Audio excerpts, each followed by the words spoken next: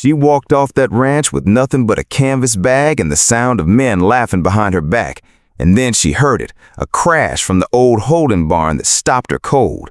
What she found chained inside that barn would cost her every dollar she had left in the world. If anyone has ever told you that you were too gentle to survive out here, this story was written for you. Before we begin, hit subscribe to Heartline Chronicles 313. Follow this story all the way to the very end and tell us in the comments which state you're watching from tonight. I want to see how far this one travels.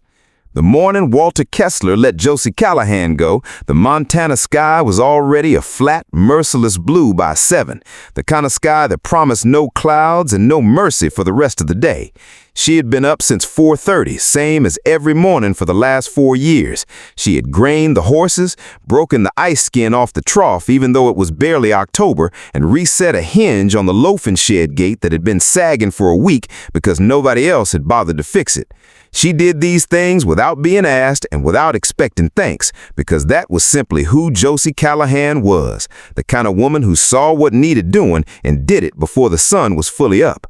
She was 26 years old. She had a scar along her left wrist from a green coat that had panicked under a saddle 2 winters back, one good coat, her grandmother's silver locket, and $41 folded into an old tobacco tin under her bunk in the hired hand's quarters. That was the whole of what she owned. She had always told herself it was enough. On that particular Tuesday morning, she found out it wasn't. Walter Kessler's office smelled like leather polish and old cigars and the specific kind of pride that belongs to a man who has never once had to question whether he deserved what he had.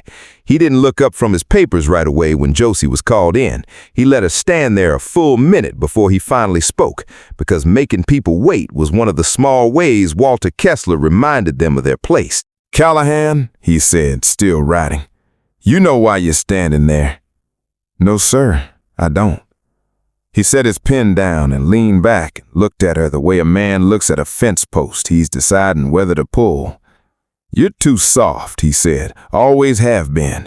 I kept you on because you're good with the stock and because your father was an honest man before the accident took him. But this is a working cattle operation, Callahan, not a rescue mission. I need hands who don't let their feelings get in the way of the job." "I've never once let feelings interfere with my work, Mr. Kessler," Josie said, keeping her voice level the way she'd trained herself to keep it level her whole life. "Every horse I've handled on this place has been steadier for it." "Steadier," he repeated, with a small smile that carried no warmth at all. "Coddled is the word I'd use. Cole tells me you've been going behind him, calming animals down while he's in the middle of correcting them. You don't undercut a senior hand on my ranch, Callahan." "With respect, sir, what Cole Bragg calls correcting, most folks would call cruelty." The silence after that sentence was total. Something behind Walter Kessler's eyes went cold and final, and Josie understood too late that she had just said the one thing there was no walking back from. He opened his desk drawer, took out an envelope, and slid it across the desk toward her with 2 fingers, the way a man pushes away something he doesn't want touching his hand. 4 years' wages, minus what you're drawing. You're finished here. I want you off this property by noon. Josie looked at the envelope. She looked at Walter Kessler. She thought about every frozen morning, every gate she'd mended before anyone else woke to notice it was broken, and about her father, who had worked land that was never his and died owning none of it. She picked up the envelope. "Yes, sir," she said. She did not cry. Not in front of him. The hands were gathered near the round pen when she stepped outside. Cole Bragg stood with his arms crossed and that particular satisfied look on his face. 4 other men beside him, men Josie had worked alongside for years. "Heard you finally said the wrong thing to the wrong man," Cole called out, loud enough to carry across the yard, the way he always talked when he wanted an audience. "Guess that's what happens when a woman forgets she's on a cattle ranch and not some kind of animal hospital." Josie didn't stop walking. "Morning, Cole. That's all you got to say? That's all you're worth hearing." She packed light because she'd always owned light. Her spare shirt, her one good dress, her grandmother's locket tucked in her coat pocket, the tin counted out, a little over $60 total with the severance added in. In late fall, in a town where she had no family and no reputation except being fired from the Kessler Ranch for being too soft, $60 did not go nearly as far as it sounded. She was 30 feet from the gate when she heard the crash. It came from the old holding barn at the far edge of the property, the one the hands quietly called the breaking barn, because it was where Cole Bragg took horses he'd decided were beyond reasoning with. Josie had argued against what happened in there more than once, which was no small part of why she was currently walking toward a gate with no job waiting on the other side of it. The crash came again, louder, then a rope snapping taut, then a sound she knew instantly and that turned her stomach cold, the low, desperate groan of a large animal in real distress. She stood there with the bag on her shoulder and the gate in front of her and $60 in her pocket, and she told herself none of it was her business anymore. She was less than a minute from the barn door before she'd finished telling herself that. The smell hit her first. Blood, fear, the sharp animal reek of terror held too long. Then she saw him, a black stallion, enormous through the chest, tied hard to the center post with two ropes, one at his neck, one at his foreleg, fighting both with everything he had left. His eyes were white-rimmed, fresh rope burns wept along his neck. "Hey now," Josie said softly from the doorway, not moving closer. "I'm not here to hurt you." He threw himself sideways and screamed against the ropes, and Josie's hand shook as she made herself stay perfectly still. "I hear you," she said. "I know." "Get away from him," Cole's voice right behind her. She hadn't heard him follow. "What did you do to him?" "What I do to every animal too stubborn to learn its job," Cole said. "Now get off this property like you were told. You got fired this morning, Callahan. You don't work here. You got no say in this barn." Josie looked at the stallion. He'd gone still, the way frightened horses sometimes go still when fighting stops helping and the energy runs out, breathing in great heaving pools. And in the middle of all that, he turned his head and looked straight at her. She had spent her whole life around horses and knew better to hand human feeling to an animal stare. But what she saw in that look wasn't rage, and it wasn't madness. It was exhaustion. It was the particular surrender of something that has been pushed past any reason to keep fighting. "What happens to him?" she asked quietly. Cole shifted his weight. "Kessler's done with him. Nothing but trouble since he came off that trailer. Won't take a saddle, nearly broke Danny's arm last week." He said it flat, the way you talk about junking a busted tool. "Fella named Whitlow's coming Thursday to put him down, quick and clean." Josie looked at the horse. He was watching her. "What's his name?" "Hands call him Trouble. Kessler's got some fool name on the papers." Cole almost laughed. "Second Wind. Previous owner's idea and joke, I figure." Josie set her bag down on the dirt. "What would Kessler take for him?" Walter Kessler named a price meant to humiliate her. $15, cash, same day, Whitlow came Thursday as planned. $15 left her with a little over 45, no job, no roof, and a half-wild stallion nobody in the county thought was worth the rope holding him. She counted it out on his desk.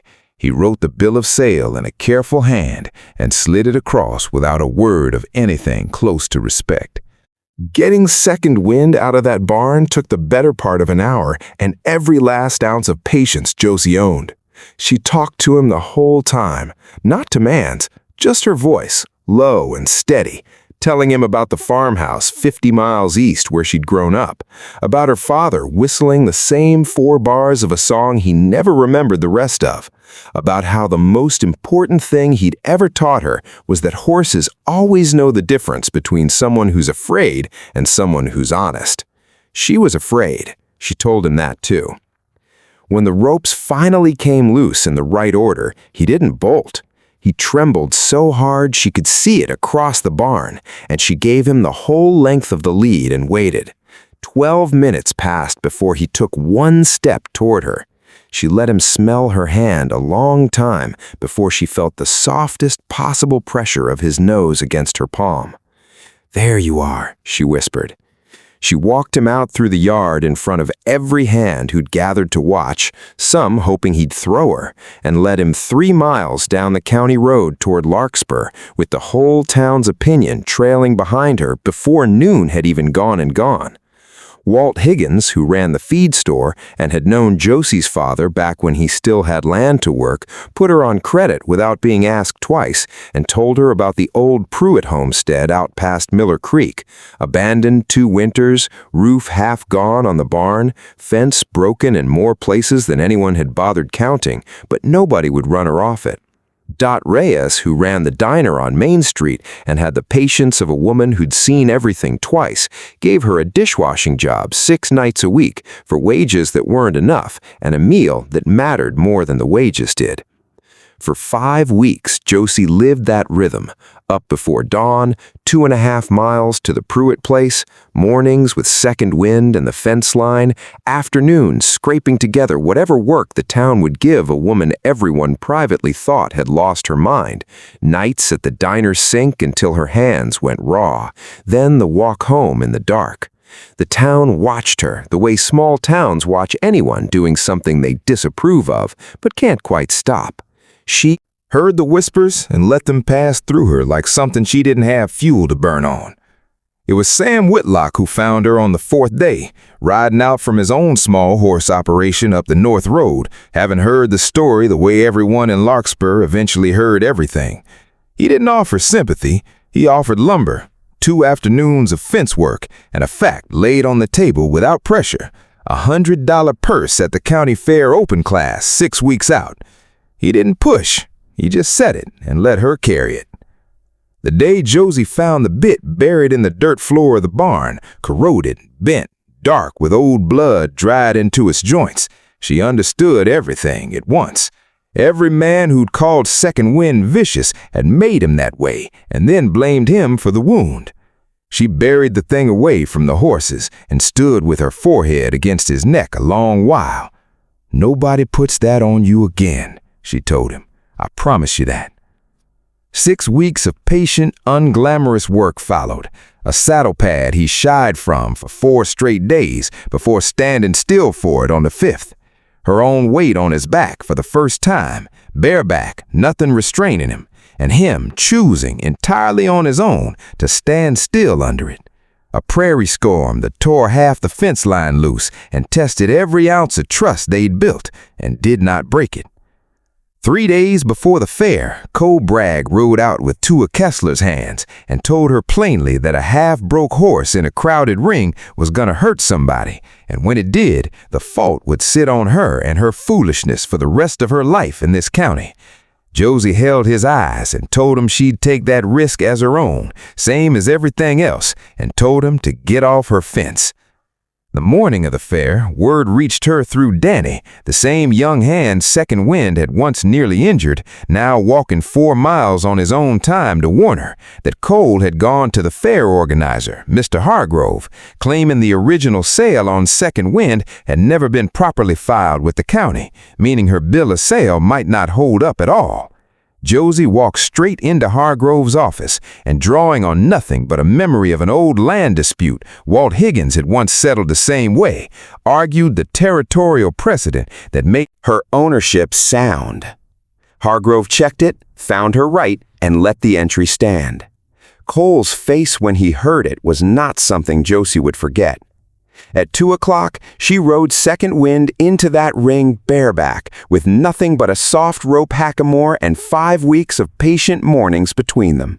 And the crowd that had come expecting to watch her fail went silent in the particular way crowds go silent when they're witnessing something they didn't know was possible.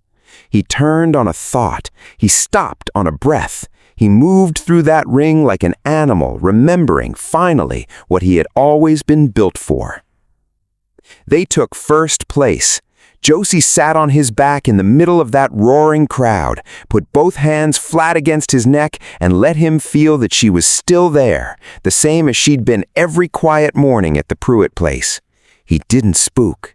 He turned his head, looked at the stands, and turned back to her. And that, more than the ribbon, more than the $100 folded into her coat pocket, was the whole answer to everything she'd risked. Weeks later, the sign went up over the gate of what had once been the broken-down Pruitt homestead, carved into cedar by Danny's own hands. Second Wind Ranch, J. Callahan, proprietor. Letters had already started arriving from ranchers 3 counties over, asking about horses everyone else had given up on. Sam Whitlock stood beside her at the fence that morning, the way he'd started standing beside her most mornings now, and Second Wind came up to the rail and pressed his nose into her open palm the way he always did, calm, grounded, entirely certain of where he belonged. She had been told she was too soft for this world. She had been told the horse was too broken to be worth the risk. She had not listened to either. And standing there with the Montana light going gold over a fence she'd rebuilt with her own hands, Josie Callahan understood that she hadn't just saved a horse nobody else wanted. She had proven to herself before anyone else exactly what patience and honesty could build out of almost nothing at all. What this story really teaches is simple. The world is quick to call gentleness weakness, and quicker still to give up on anything that doesn't respond the way it's told. But real strength is often quiet.